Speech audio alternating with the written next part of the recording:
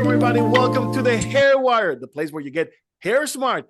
And this is your host, Sergio Cardona, with my panel today, the beautiful Bisan Dipsy. How you doing, Bisan? Hi, everybody. I'm really good. Thank you so much, Sergio. I'm so excited to be here today, and I'm looking forward to this episode. So join us. Yeah. And also the beautiful Carrie Jerry. How you doing, Carrie? Hi, everyone. I'm doing fantastic. Thank you for today. I'm very excited about this topic, and let's get the show on the road. Let's get the show on the road, guys. We all introduced the panel. So today we have an amazing show for you guys. Today we're going to be talking about scalp conditions, guys. Ooh, this is a good one. We can take weeks about this one, guys. How you feel about this? Yeah, let's not talk about it about an hour or 2 hours. Let's just make it short enough, because we three can keep talking and talking forever. Yeah, that's the problem. Whenever you put three psychologists who love science this much, I mean, we can talk for weeks and never stop. I mean, I tell you, for the students that I have doing internship in my office, they know I keep yapping and talking for 35 straight hours. My goodness.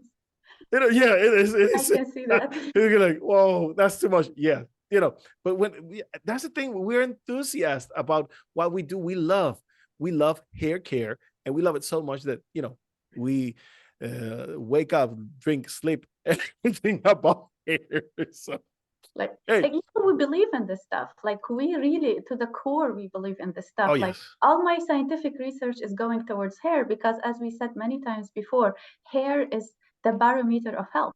So whatever going on inside you, it's going to show up first thing in your hair. So it is important. I don't know, like, very, but really, very it's important, right, Carrie?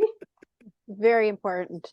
Yeah, I don't think we consider that as often. Like, what is your hair telling you? What's the lack of it? What's the dull of it? What's it telling you? It's a biomarker, and a lot of people don't realize that. So yeah, we're here to share that.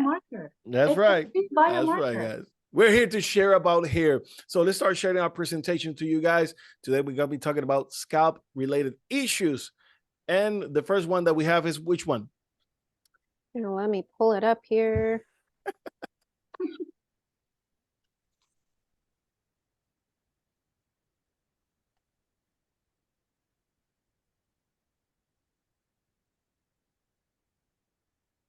All right. First one we're going to talk about is psoriasis. Ooh, psoriasis. That's a good picture, folks, that we have here about psoriasis. It explains a lot of what's happening into that scalp. Now, Biz, walk us through the process here. What are we seeing here? So, like, as the scientific definition of what psoriasis is, it's a non-contagious skin condition, though it's chronic skin condition. It's not acute, as it's going to happen overnight. It's going to happen over a period of time. And it is what happens there. It's a rapid buildup of the skin cells. And there's no elimination of these old skin cells. So it's just build up over each other. And you can see them, scaly patches. They can be red, white, or silvery. And if you pick them, the scalp actually bleeds. This is your cue to know that you might have psoriasis as a skin condition. And sometimes, if it is usually it's on the scalp, but sometimes you see it on knees and elbows, and sometimes on lower back too. So the exact cause of psoriasis is not fully understood yet, but it is believed to be a combination of genetic and environmental factors. And sometimes it is also an overproduction or an overproduction of the overstimulation of the immune system. It could be an autoimmune disease as well. So let me just finish this. So basically, sure. As a definition, as a scientific definition of this chronic condition, it could last for years, it could last for a lifetime, nobody knows. And the triggers ranges from stress to infection to medication. There is like, they didn't know exactly what triggers it, but there is absolute trigger. And when we do the epigenetic or your like medical history for the client, you might put your finger on the trigger. Excellent. Carrie, on your experience dealing with people with psoriasis behind the chair, what are the symptoms that you're usually seeing? Dry, itchy, flaky, painful, irritated. And for you guys out there, I actually have psoriasis myself. I personally have it. I have it on my arms, my elbows, my back of my neck. You do too, Sergio? Yep, I'm Yeah. also a psoriasis survivor. Yeah. So, and it's, it's not a one size fits all world. And a lot of times when I have clients, I see it, I could empathize because I know too what it feels like. Because you have times where it flares up and it burns. I've had times where I'll lean on my elbow and I have a flare up and it hurts. It feels like I just fell off my bike and my elbows are scraped and there's nothing I could do except for play it out. But honestly, like Bisan said, you don't know what the cause of it is, but you could start as a personal, start analyzing your triggers of what, like, notice patterns within 2 weeks of having a psoriasis flare up. What happened? Did you have a stress trigger? And that stress trigger, was it, a mental stress? Was it a food sensitivity? I know now I've narrowed down for me, and again, it's not a one size fits all world out there, but I know for me, mental stress doesn't really flare up my psoriasis as bad as a food stress will. So I know if Yep. I've had contamination of gluten, I also have celiac. If I've had a cross contamination with gluten, whether it even be me sitting at a bar counter and they had spilled beer and the beer gluten is on my skin, like actual contact, my psoriasis, I'll flare up. Actually, will start bleeding Whoa. within 10 minutes. Wow. Oh. Or if I've eaten anything, I know too, cheese, as much as I love cheese, I have to go in with, very calculated if I'm going to eat that grilled cheese sandwich or if I'm going to save it for a charcuterie with wine and cheese with my friends.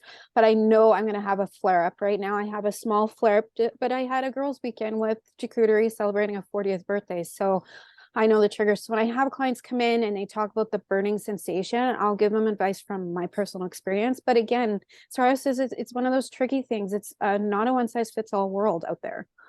So Definitely. do you Yeah, know no, your I was, triggers? I have triggers, especially to Doritos. Oh no. I Doritos. love that thing, and every time I eat Doritos, I get a flare up. And, it's That's a funny. very It's funny. interesting Yeah, reaction. that's the thing, it's funny What how about cheesies? Do you get flared up from cheesies? some types of some types of potato chips, cheeses, yeah.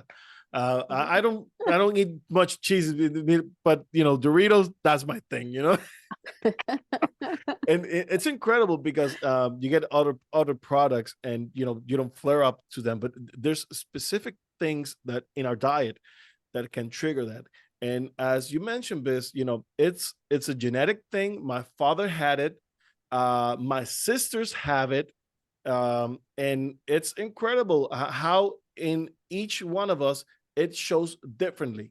And that's what many people don't get.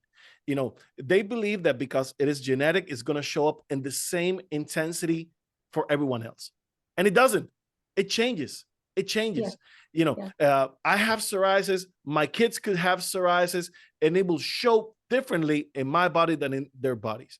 So the expression, the genetic expression changes, though it expresses itself. And that's what it's key about this subject. Now, of course, we can have stress related triggers. We can have food related triggers. We can have medication related triggers, infection related triggers. I mean, there's a tons of things that, can interact into the process and make it flare up. And when it does, like Carrie was mentioning, it can go bad. Now, for some people, it starts like blisters in their hands or on the sole of their feet, which those blisters are part of the psoriasis interaction as well. And I used to have those type of blisters in the near the elbow area. And yep, exactly, like inside of the elbow. I don't know how you translate that into English, but Yeah, they look like little blood blisters, like yeah, little. Yeah. exactly, it looked like Yeah. blisters, and Not like a it's traditional burn blister. They're like little, exactly. they're like little blood pockets almost. Like Like pimples?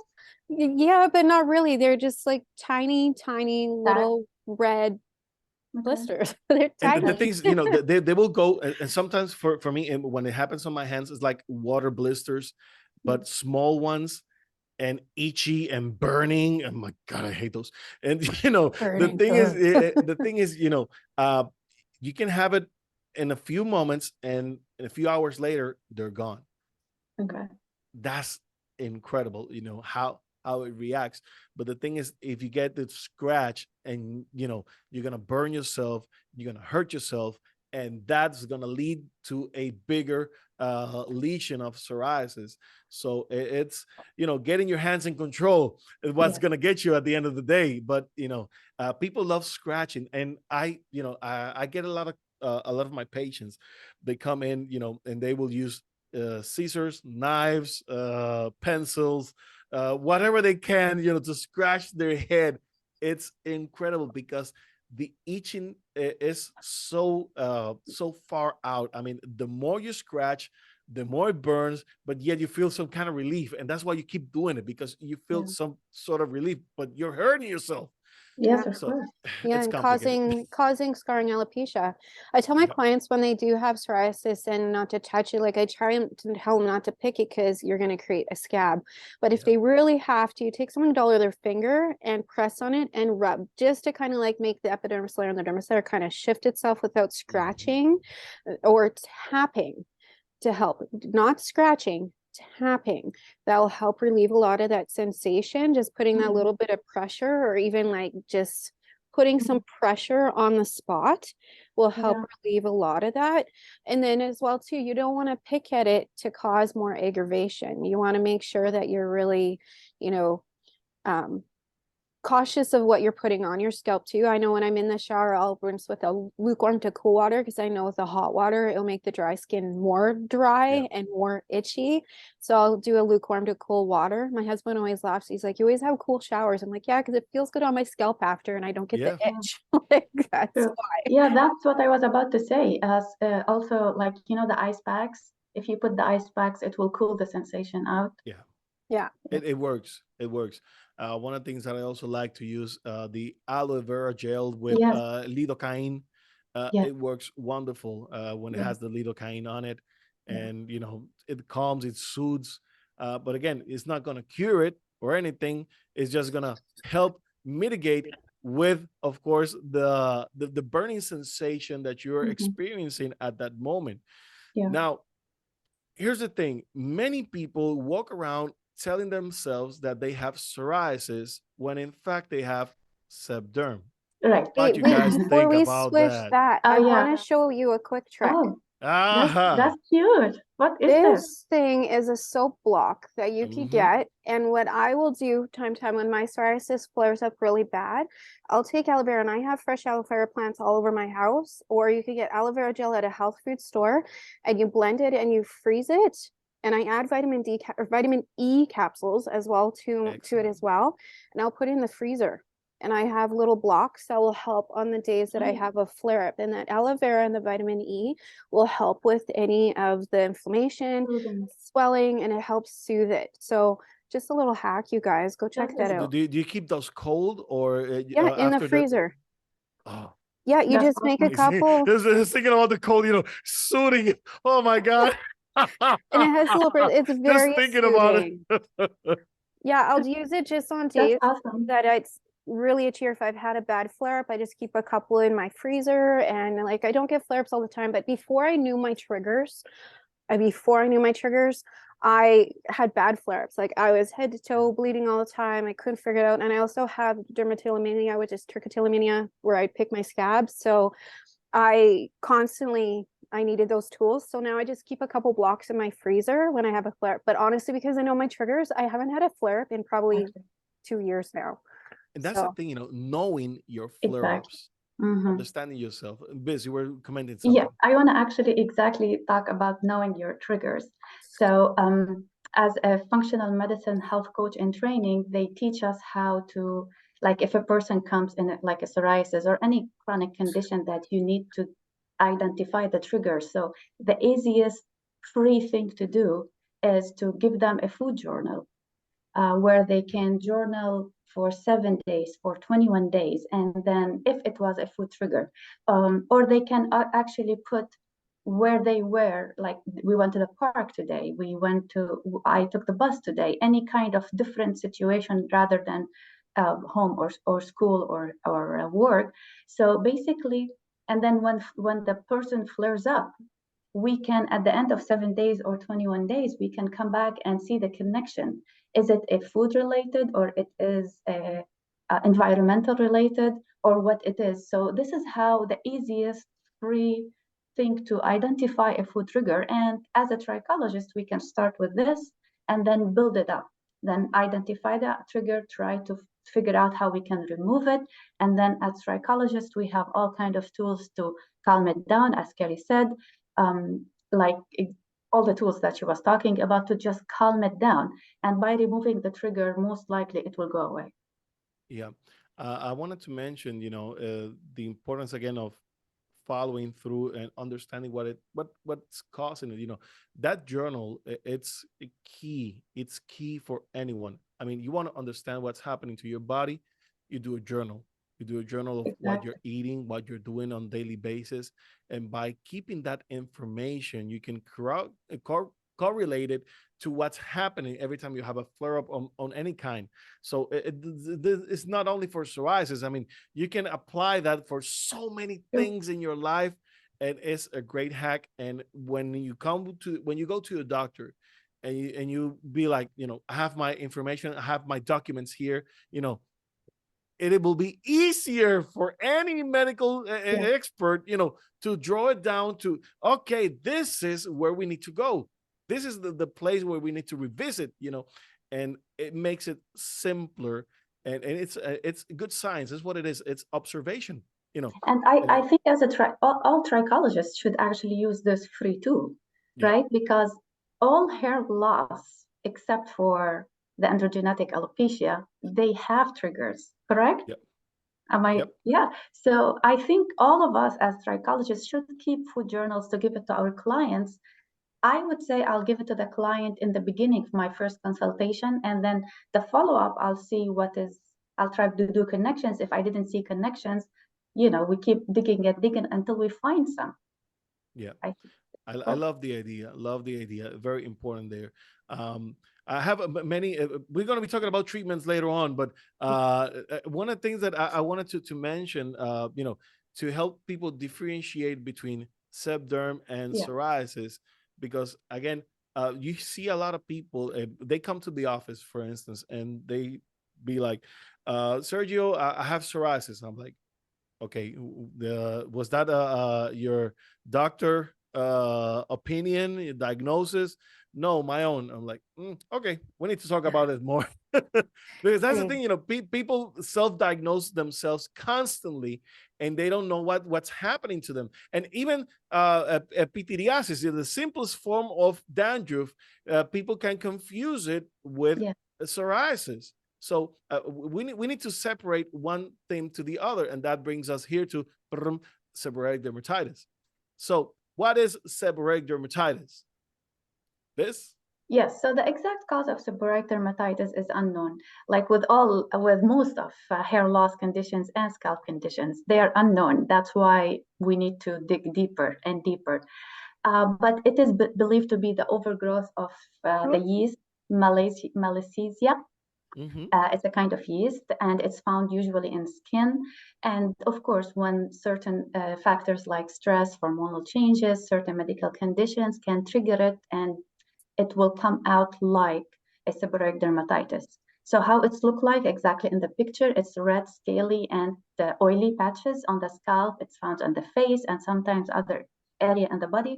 And it affects all ages, from infants all the way to 30, 40, 60. Even like my daughter had kind of seborrheic dermatitis for babies. It's called actually cradle cap.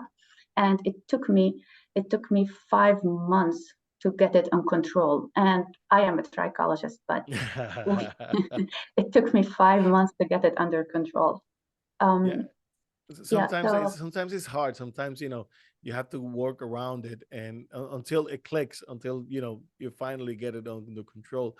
One of the things that I also like to mention about seborrheic dermatitis is, the yellowish type of dandruff that is quite unique from Seb Derm instead of, for instance, psoriasis, which is always silvery, always white.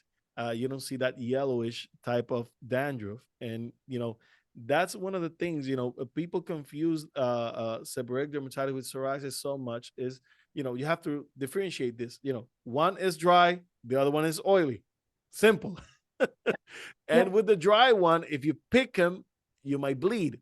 You do not see that with sebderm, with seborrheic dermatitis. If you scratch it too much, you're gonna hurt yourself. You're gonna cut yourself. Yes, but other than that, you will not be able to see blood after you pick on your skin with seborrheic dermatitis. And again, these two types of scalp conditions, you may see them as autoimmune disorders, genetic, autoimmune, and also they can be triggered by many, many, many things. Carrie, on your experience, what have you seen with the seborrheic dermatitis? Yeah, exactly what you said. I see it quite often more with clients going through hormonal changes. So, well, yeah, it's those little triggers. Exactly what you said. I'm not going to repeat what you said. So, Yeah, we have also with sebderm, specifically one of the things that I've been able to find with my cases, and I get a lot of sebderm because I'm in the tropic. I'm in the heat, baby. So over here in the island of Puerto Rico, we have a lot of moisture, a lot of heat, and it is quite common. I'll say. I know that maybe in Canada you have more psoriasis than maybe sebderm. I guess Uh, so. yeah. Should be. That's the thing, with depending on where you live, you may see some conditions, more commonly than others. Over here, Sebderm is, like rice and beans everywhere. Yeah. And So, uh, I have a couple of treatment options that I was reading about this morning for sebderm, and it's really interesting. So, since sebderm is a chronic condition, as we said, so there's microbiome targeted therapies, which is basically probiotics to the skin. You know how we give yes, probiotics and prebiotics for our gut? So it's the yeah, exact same thing. It's just for the skin. So they actually are called microbiome targeted therapies to restore the balance to the skin microbiome and alleviate the symptoms. it's amazing that. Mm. And one of the things that I like what you just said about, have a healthy microbiome on the scalp. It's very important because you have the malassezia, you have the Yeah. demodex, and many other types of bacteria that are needed in our scalp. Yet, when these microorganisms grow in large numbers, they create havoc. You know, Yeah. and that's the thing. We have to eliminate the excess of it, because if we eliminate them completely, then we throw off balance our Mhm. scalp. And that's huge. That Yes. is huge. Whenever we talk about keeping the microbiome on the scalp, it's very delicately balanced, specifically with pH levels. I cannot even begin with this discussion, because whenever you go whenever you go to maybe the pharmacy, the supermarket, or even a beauty shop, you see thousands of bottles of shampoo, right? But do they test the pH level for those? Do they show pH level numbers? Not many. And the fact of the matter is that most of the products that we have out there are very, very alkalinic to the scalp. Mhm. One of the things that we need to consider is that the scalp is balanced at 4.5 to 5.5 on the pH level scale. And most products that we find on the shelves, they're about 9 and 8 on the pH level scale. So it is alkalinic, and most of the time, what that will do, it will dry your scalp like Mhm. crazy. And you would say, but Serge, that's what I want. I need to remove the oils from the scalp. Yes, we need to remove the oils, but what if we do it inversely? Let's reduce the pH. Let's use more acidic type of product instead of alkalinic. I love that you say that. Okay, I had done a present. I used to teach for Matrix and for Davines, and I actually did a presentation on pH with another colleague of mine. We have to do a topic on this. I think we need to do a whole video on this because this is amazing. It's funny because the whole acidic, I always tell my clients put lemon. Oh, Lemon is because it's a, you know, your acid balancing it out. I love that you said that. Sorry, I had to jump in because I'm getting excited. No, and the same thing with, for instance, apple cider vinegar is one of my favorites. Yeah, you know, apple cider vinegar. That's one of the ways that you can get rid of excess bacteria, Malassezia, Demodex. You can get rid of those, you know, by using that, and it is acidic, and it's going to help balance that pH level on the scalp. So the thing is, you know, whenever you're thinking about treatment, for instance, one of the things that I like to do for my customers is I like to use a 2 shampoo treatment. I like to use a acidic treatment, acidic shampoo, you know, to treat the scalp, and I will use a second shampoo, but you know, to dry for dry hair, you know, to balance the moisture after I remove excessive amounts of oils. So that way I can, you know, balance the equation here. And I love using conditioners and moisturizers to the scalp, particularly whenever I'm dealing with Seb Derm or psoriasis. Because these types of condition, whenever you're removing dandruff, I mean, you're going to use heavy stuff. You're going to use, you know, strong products to remove those scales out of the scalp. So you're going to dry the scalp intentionally. All right. Since we already know that that's going to happen, then I intentionally moisturize to counterbalance the effects. So that way I can get, you know, I can get the cleansing at the same time I'm getting the moisture. And once that flare-up has been under control, I get the harsh ingredients out, and I stick with, you know, the a level of moisture less intense than the one that we were using before. So we're keeping it cool, we're keeping it calm. And incredibly enough, there's a correlation between pH and moisture, an inverse relation. So the more moisture, the lower the pH. The more dryness, the higher the pH. What do you guys think about that? Yeah. Nailed Interesting. it. Yeah. Interesting. You said I want to talk about the apple cider vinegar thing. Actually, how I did solve the problem of the cradle cap for my daughter is actually using apple cider vinegar. Yeah. We did apple cider vinegar baths to kill off the bad bacteria on her skin and scalp, because also eczema is very related to cradle cap. Most people who have eczema will have cradle cap. I mean, babies.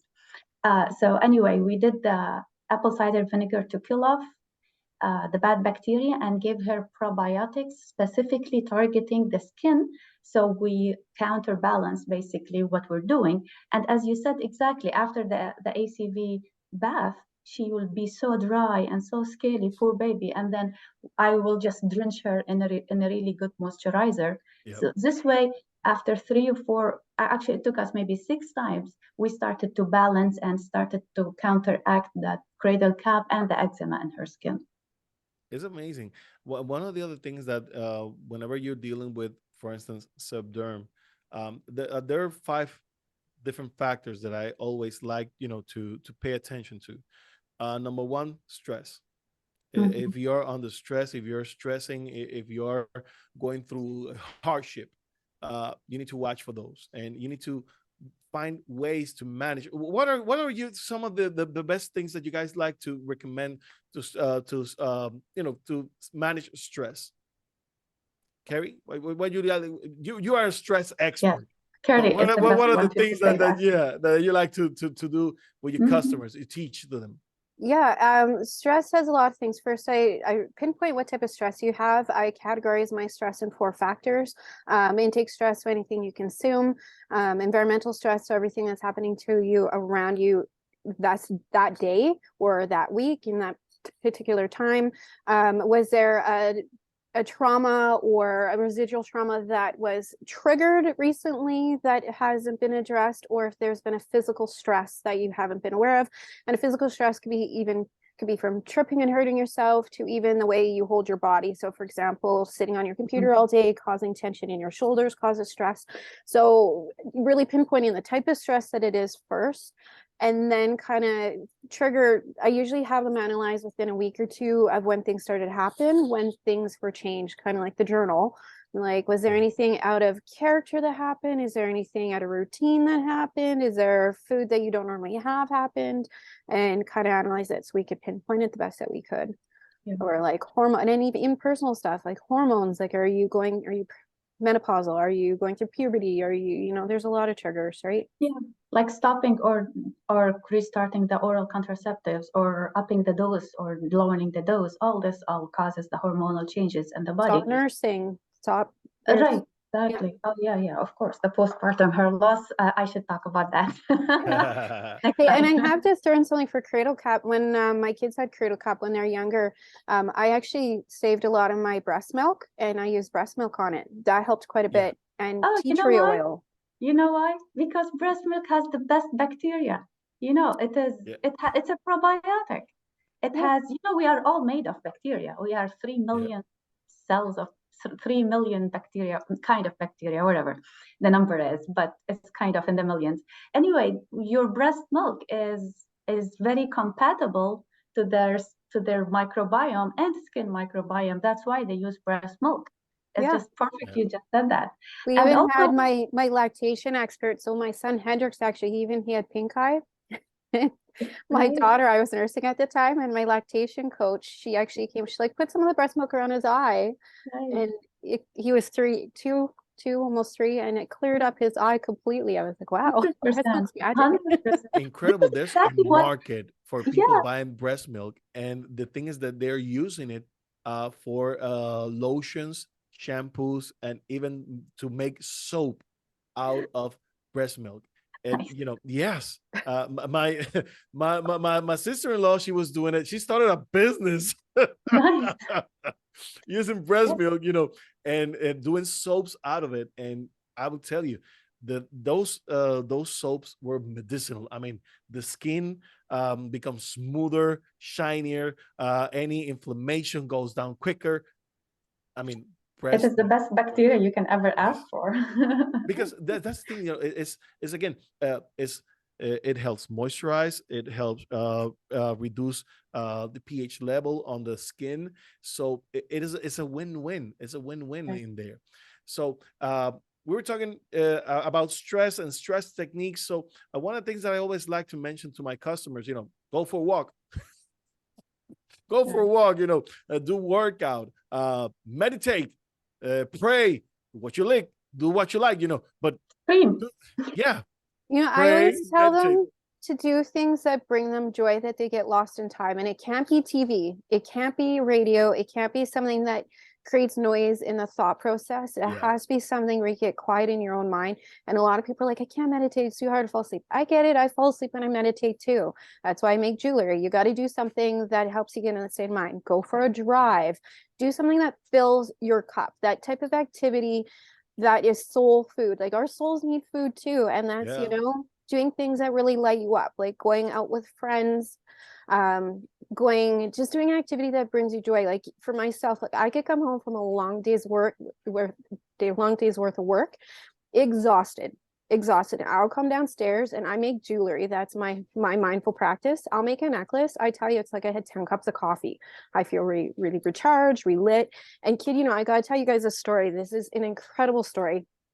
I tell people to do things that bring you joy, even if you're tired, push through it. It's kind of like Sergio talking about counteracting, balancing the pH with alkaline and acid.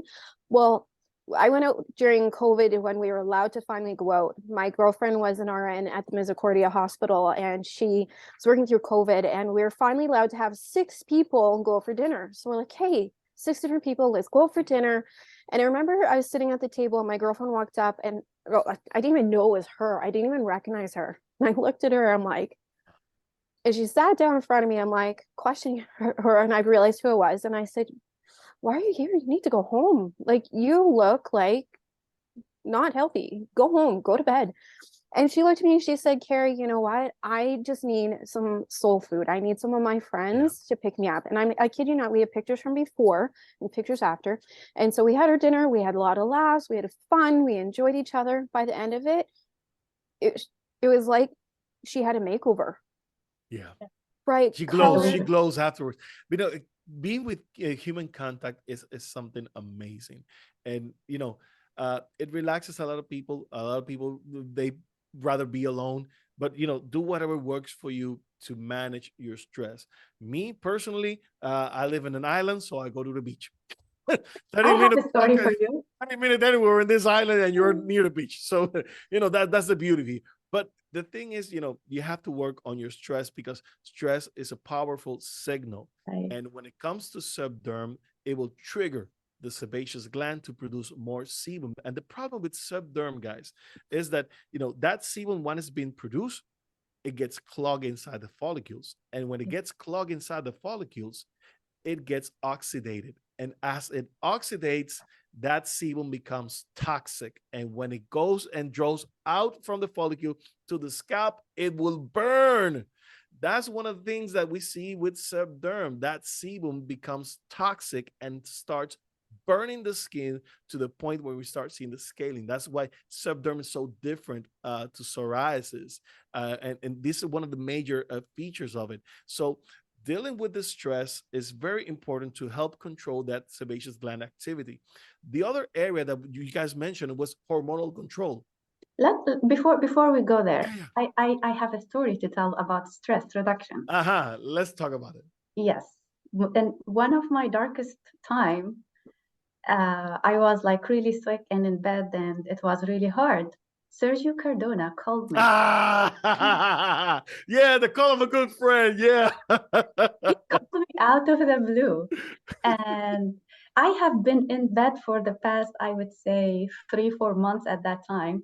I didn't move. I couldn't move around. It was like really, really, I was in a really bad shape, health-wise and mental-wise. And out of the blue, Sergio Cardona calls me. And he picked up that I was like struggling. 5 minutes, I am not kidding you, Carrie.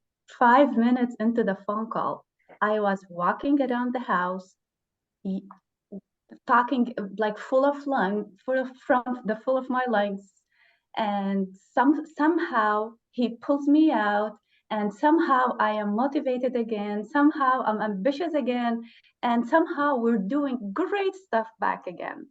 It took him 5 minutes to get me out of this. By the grace of the Lord. And actually, I know that the Dino was like, Dino hey, was very Sergio, jealous. when are you calling again? When are you calling again, please? Dino was very jealous. He's like, 3 months I'm trying and I couldn't get you out. And then Sergio, with 5 minutes phone call, he was just, get you moving. I was like, yes. That's the thing, you know, whenever you get a call from a good friend, you know, it lifts your spirit up, Right. You know, and whenever you're having, you know, hard times, you want that call. But if you haven't heard from a friend, please pick up the phone and start calling people. Okay, this is something for you guys. You who are watching, pick up the phone, start calling people, because there's people in need everywhere. So it actually helps a lot when you're dealing with stress yourself to call someone up and you know, to help out anyone out there. If getting involved in someone else's, you know, life, it actually helps you control your stress. Yes, it puts you in the right place. You know, gets you. You know, well, maybe I'm not doing that bad. You know? Yeah.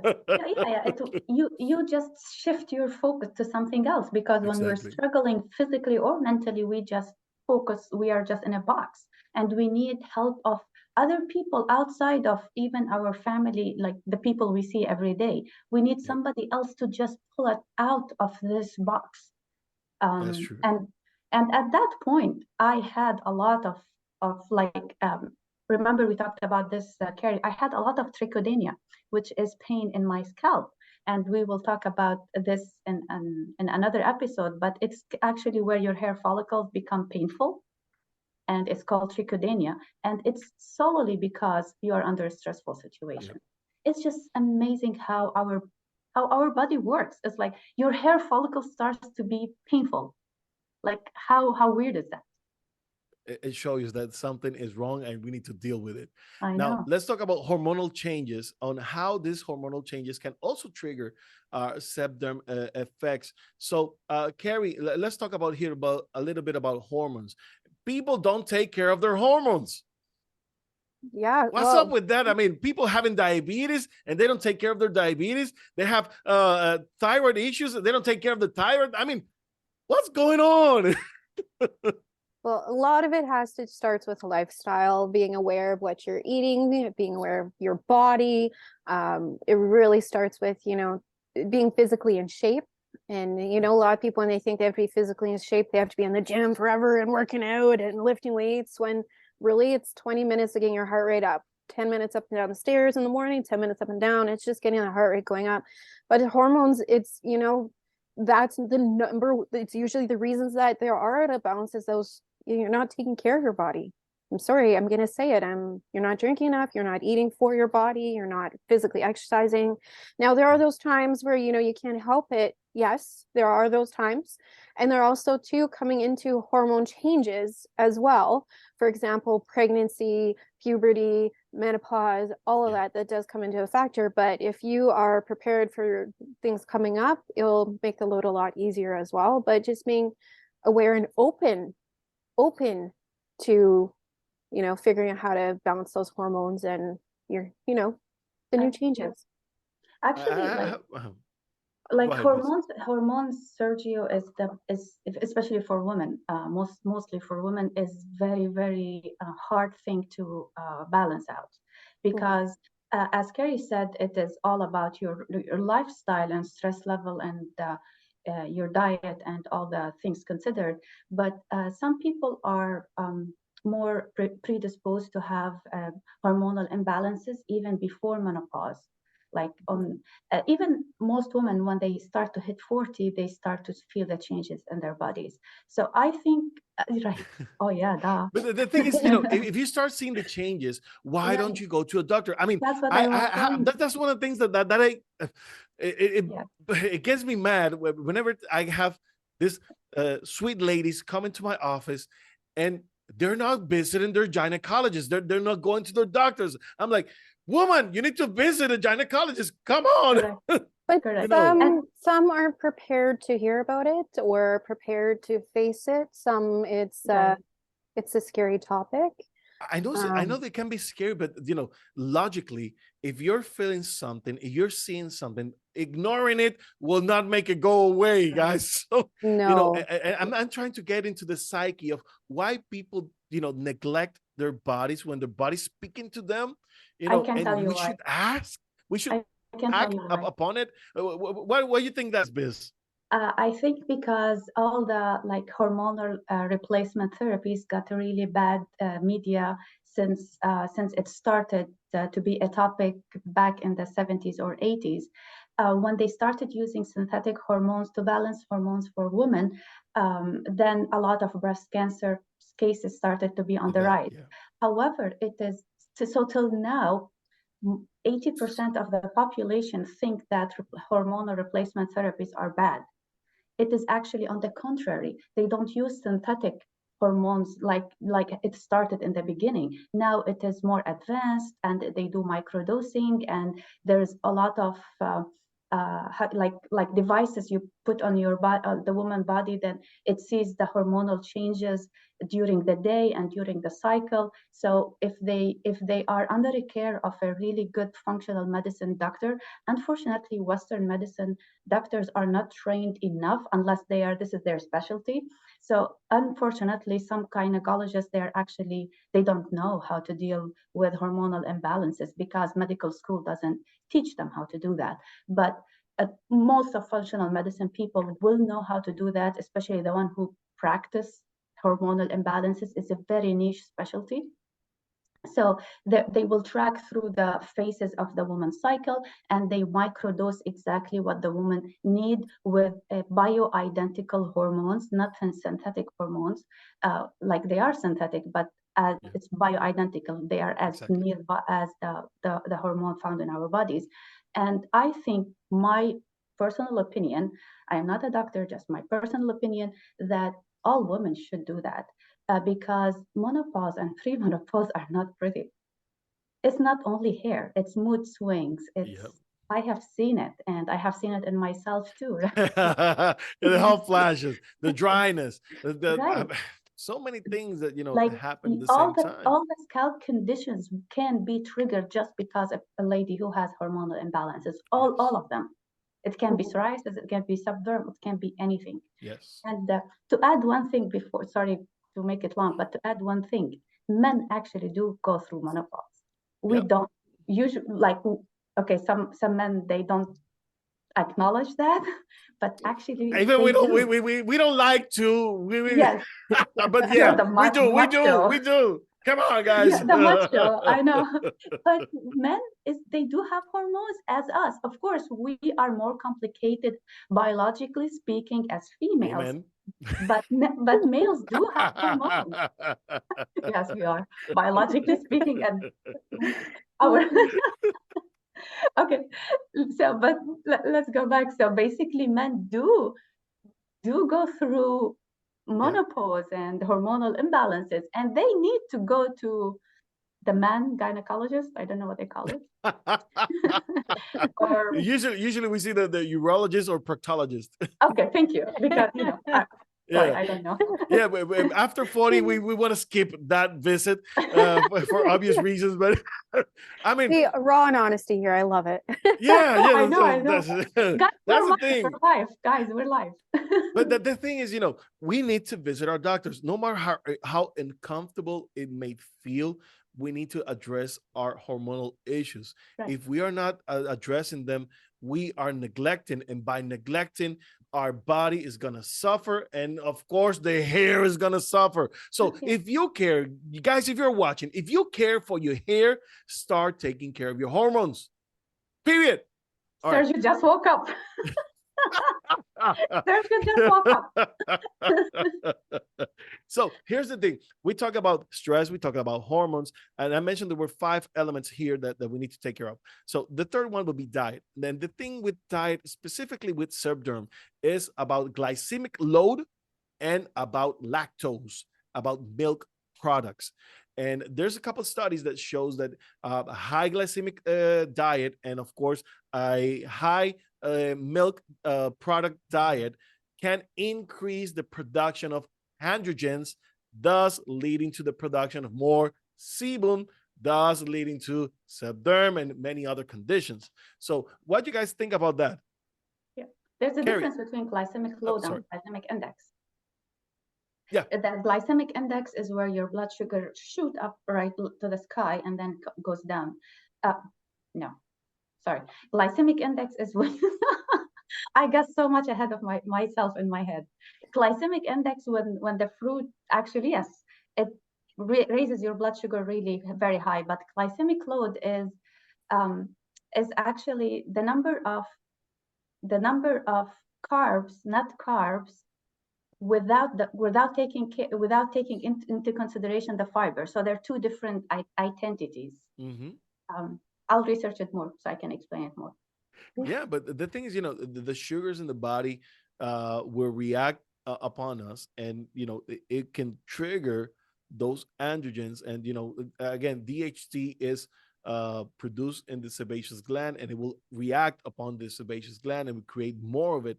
And it can sometimes, and this is one of the funny things, whenever I see seb derm, sometimes, to say the least, I would say that about 60% of my seb derm cases will be related also to androgenetic alopecia because of the androgens in the sebum. So that's one of the things that I also like to consider. Now, Carrie, whenever we're doing the specifically the epigenetic test, we talk a lot about the diet, and we talk about those little things in our diet that can cause a reaction. So walk us a little bit about this here.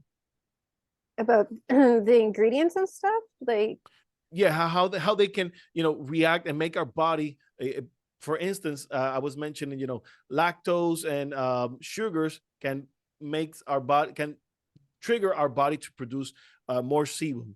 And we see similar cases with other nutrients in the in our system that, you know, for instance, I was doing an epigenetic test this week for a small girl. She was about a year and a half.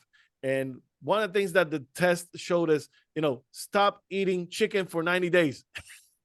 Like, kids only eat chicken, you know, but her alopecia areata was being caused by maybe some of the hormones that are in the chicken sometimes, you know. So we need to lay low on it for a little while for our body to regress, you know, to go back to where it should be. And you know, what do you think of it? yeah, absolutely. Food is a huge thing. And for those that don't know, my husband is a trained chef, and I've also taken a lot of nutrition courses myself personally. So I do know a lot about nutrition and food. And I being love a man who celiac, can cook. tell me about it. But a lot of food, like you have to be really aware, like we are different chemicals, and there's chemical reactions to things, and different foods have higher amounts of stuff. So for example, like you have foods that are higher in mineral, higher in vitamin, higher in amino acid, higher in fatty acid. And knowing those foods, and depending and doing an epigenetics test, we can analyze what you might have to be cautious of. For example, myself, I have to be cautious of high rich vitamin K foods and so once you start being aware of that and knowing, you know, for my body, I know what I'm craving, I know what I'm not craving, I know if my body's depleted in it, because my body reacts to it. And yes, absolutely, you have chemical reactions. Chicken, it could be the tryptophan in it that's causing an effect on them. I know turkey and poultry does have high amounts of tryptophan that can cause an effect. So yeah, it depends on everybody. Like you talked about lactose, it could be lactose, but it could be the high protein in the milk that they're reacting to, that their body's not able to break down. And epigenetics is essentially biohacking your body to heal itself, so that way you could consume these foods unless it's an anomaly of something. There are factors that are in consideration too. But for example, as a celiac, if I've had an attack, I cannot digest produce. I cannot digest any produce. It inflames things. It makes my guts all look bad. But if my gut is in a healthy state and I've biohacked and healed my gut, I can have more amounts of dairy than normal, because I'm aware of healing my gut and using those tools to heal my gut. So yeah, absolutely. Like food is a big factor. A lot of people don't realize. And just because you have a reaction to something today doesn't mean you won't have a reaction to it from a month from now if you've corrected it either. Yeah. Bisan, you study this, so yeah, this is exactly going back to what we said 2-3 episodes back. It's about your food sensitivities. So whenever a person comes with alopecia areata or any scalp condition, I will actually run a food sensitivity, because it could be like some trigger in your food, and it could be the healthiest food ever. Like for example, for me, it was broccoli and cauliflower, the healthiest food ever. You wouldn't think, right? Yep. But as Kerry said, we are all chemical reactions, and we have our unique microbiome. And as Kerry said, microbiome keeps changing. Uh, because it adapts to what food you're eating right now. It adapts to your environment, to what kind of bacteria you are exposed to. So and also by seasons, it goes by seasons, right? Kerry, you do the epigenetic testings by seasons too. We do it by seasons. I also, too, a lot of people don't consider, and I'm Canadian, so we have a lot of people that are mixed race. So we have a lot of different nationalities. For myself, I'm French, Scottish, and Polish. So we also have to keep in consideration our ancestors. So I'm an evolution of my ancestors. So being aware of what you're an evolution of and what your current environment is. And it's, again, I'm going to say this, I should get this tattooed. It is not a one size fits all world. And all Amen. like, Amen. No. You gotta figure it out. That's what DNA, we all have, there's not a single DNA that, like, we all have different DNA. And it's understanding that for you and analyzing that, understanding that. Like, as soon as you understand that, the world changes. Like as soon as I understood my DNA and my body and my triggers, I've eliminated my psoriasis. I've helped with stopping the hair shed. Like there's epigenetics. Yes, Oh. right. Yes, actually, I don't know if that fits here, but in my DNA testing, I found out that I do have a sickle cell trait, not a sickle cell anemia, the disease, it's just a trait. So Yeah. on all women who has the sickle cell trait, we should be on vitamin, complex vitamin B complex basically, and folic acid for the rest of our lives. So, For so the you rest, don't develop. Yep. because our red blood cells are less efficient by 30% than a normal person. So the amount of oxygen that carries in our circulation is 30% less. So I need to increase my red blood cells by having vitamin B complex, folic acid, iron if I'm deficient, because I, like some people are not deficient in iron because I eat a lot of red meat. I love barbecue meat, so I am not deficient in I iron, think not we at all all. do in this group. I know, not at all.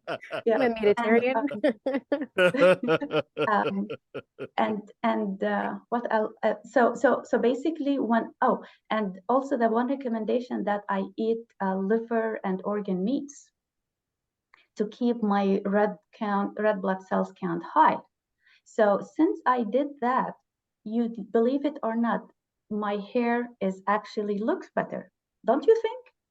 Yes, It it does. looks better. Do you remember when I had my postpartum hair loss? It was like really in a half of the size. And just 3 months of taking vitamin B complex, folic acid, and I take, because I can't find in Florida good liver and heart, and I don't know how to cook them, or I don't want to go through the hassle, so I take them as pills. Okay, So nice. so my red blood cells are just going up and up, and my lymphocytes and sorry, my platelets, not my lymphocytes, my platelets are going up and up. So I am having really good hair. And how I know that this is working? By looking at my hair. That's my biomarker, my free biomarker. I Yep. love that. Love that. Now, to end the Sebderm five main issues, the other two we already discussed them, and it's basically seasons, the temperatures. High temperatures, low temperatures can trigger these situations, and also our microbiome. If we have a disorder with our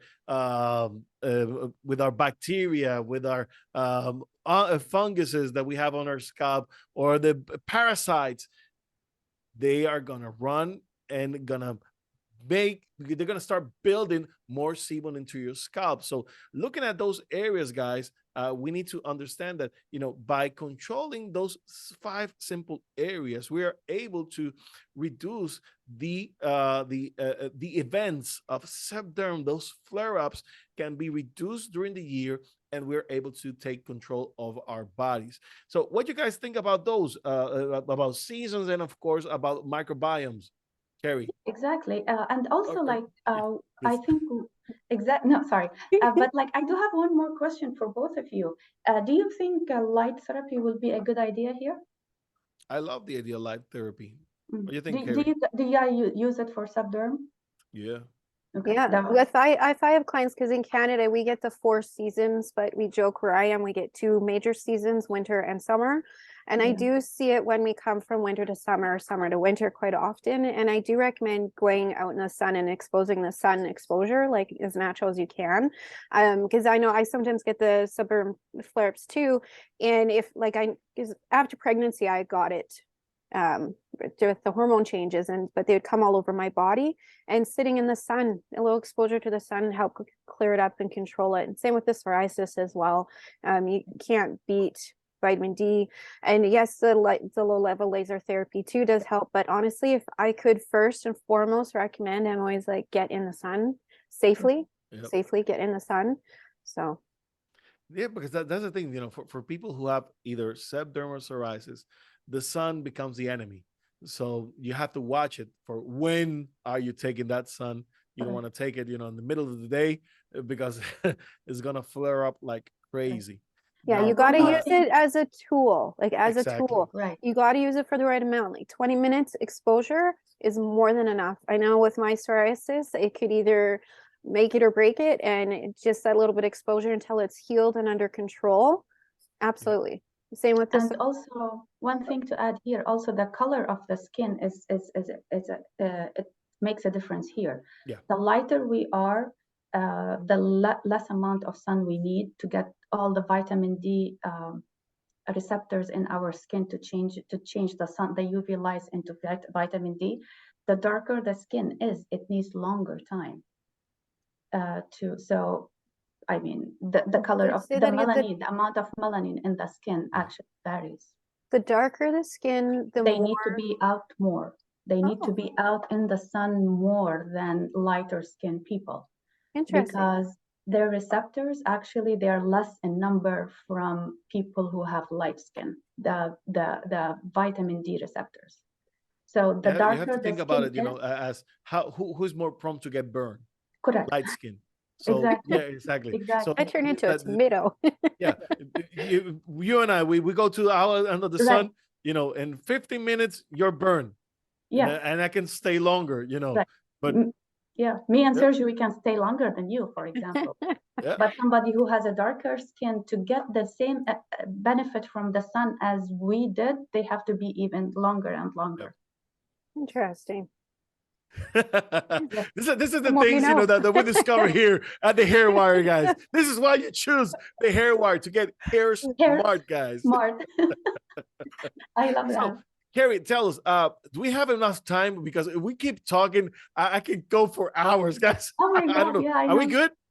You know what? I don't know when we started. Okay, I think You know what? I think long enough. we're on to about and coming up to an hour. So All right. yeah. So, So let's wrap it up, guys. I hope you guys enjoyed this episodes today, and probably we're gonna chop it off in a couple pieces. But the thing is that you're getting good information here on how to understand what's happening with the Seb Derm and the psoriasis. Of course, we're going to be revisiting this subject many times afterwards, but this is a good start for you. As long as you're getting the right information and you understand that, you know, each body is unique, each body reacts differently, but you're getting bits and pieces of information that you can start, you know, working and getting your scalp ready for next season, guys. So anything that you guys want to add, Biz?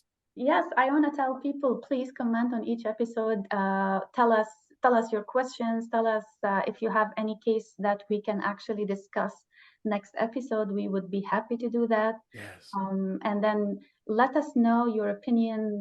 Just write in the comments, what would you like to hear? I think one of our followers said that she wanna hear about as hair fibers, remember? Yep, hair fibers issues and hair products. We're gonna be And talking about a lot about products. Yep, we're gonna be doing that. Yes. So I mean, let us get engaged with each other. Let us get interacting, because we are here for you. We are spending 1 hour, sometimes 2 hours, recording this episode just for you. So to get hair smart. Yes. So let us know. Let us know, Carrie. thank you for watching, you guys. And again, like, follow, share, and please, if you know anybody who would benefit from this, share it, because the more we get out there, the more people we help, and you're helping us grow. So again, like, share, hit the notification bell so you can be notified of our next episode. Subscribe, guys. Subscribe. Yes. Yes. We hit the 100 mark. We hit the 100 mark, and we're pushing for the 1,000. So let's make it work, guys. Spread the word. Let's get hair smart with the Hair Wire. Thank you, guys, for tuning in, and visit our website, thehairwire.com, thehairwire.com. Till next time, see you later, guys. God bless you. Bye-bye.